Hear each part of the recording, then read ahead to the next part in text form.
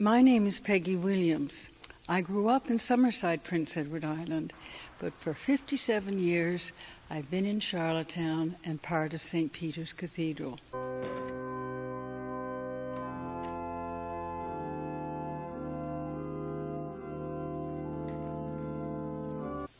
When I came to Summerside, it was only for 1 year. My dad had accepted a position in South America. That was 1943. And the family was never again reunited because of a number of things. And I was totally bereft without my father. I had a rocker. There was a rocker in my grandmother's kitchen. And I sat there and I rocked and I droned and I rocked for months. And one day, but the church was right around the corner from my house, so I just walked to church for 8 o'clock every Sunday morning. And one Sunday morning, it dawned on me that the Father I was learning about in church would never leave me. And I think that was the biggest seed, you know. When I came to St. Peter's in 1961, I knew that I would probably be very happy at this church, but I had no idea of what it was going to mean and what its sense of worship was going to do for me personally. The Book of Common Prayer is used exclusively in St. Peter's Cathedral, and it was compiled by Bishop Cranmer at the height of the beauty of the English language. We know that now in hindsight.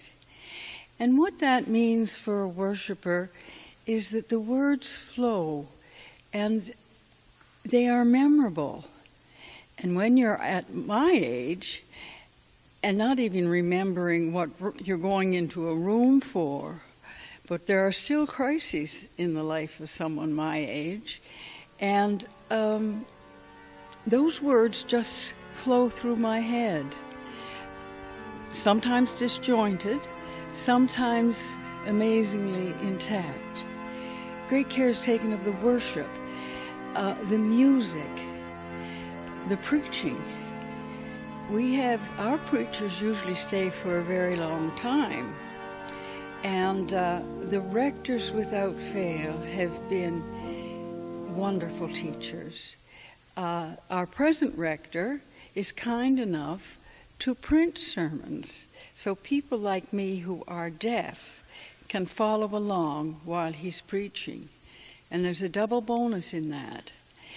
I get to take the sermon home, and there's so much more in these sermons than one single hearing would give you. I cherish them. We have outstanding stained glass windows, many of which were created in England. There is one in the chapel from the William Morris studio, and they're beautiful. A few years ago, we collected beer bottles and pop bottles and made fudge in order to repair the stained glass windows. And we got to them just in time. The life of lead is 100 years, and the lead in those windows had served us well past then by the time we were able to have the windows re-leaded. Their beauty is, it's just part of the whole atmosphere. Maybe still, the chapel has been said to have been the best kept secret in Charlottetown. We really want to do everything we can to change that.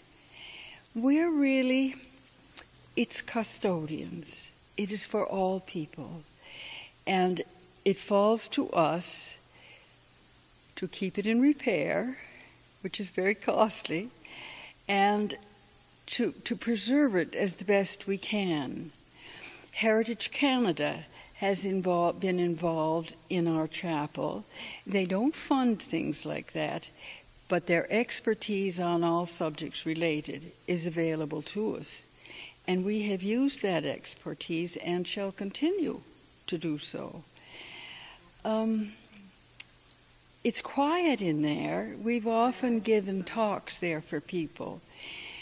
But when the chapel is full of people listening to someone speak, they don't see the real chapel. There's something mystical about it.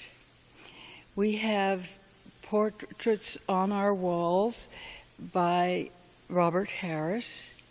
He's famous for painting the Fathers of Confederation from the first meeting that took place in Charlottetown. He's an acclaimed portrait artist. And those paintings, my children once said, "Mom, they're all dead."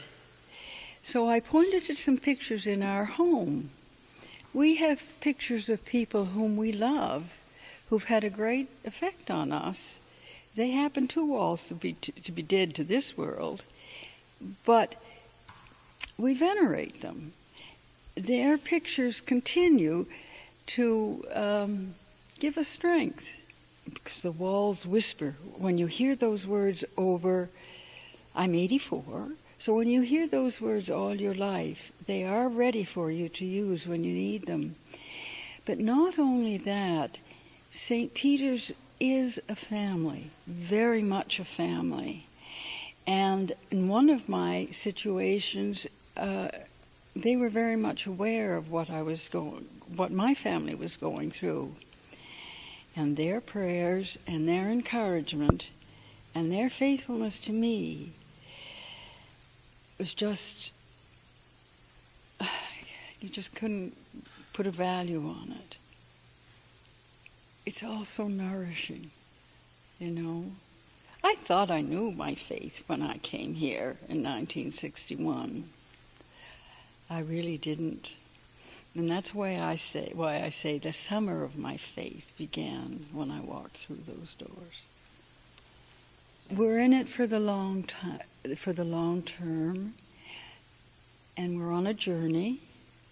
Our destination is not on this plane. And I've had enough miracles in my life to ask for them.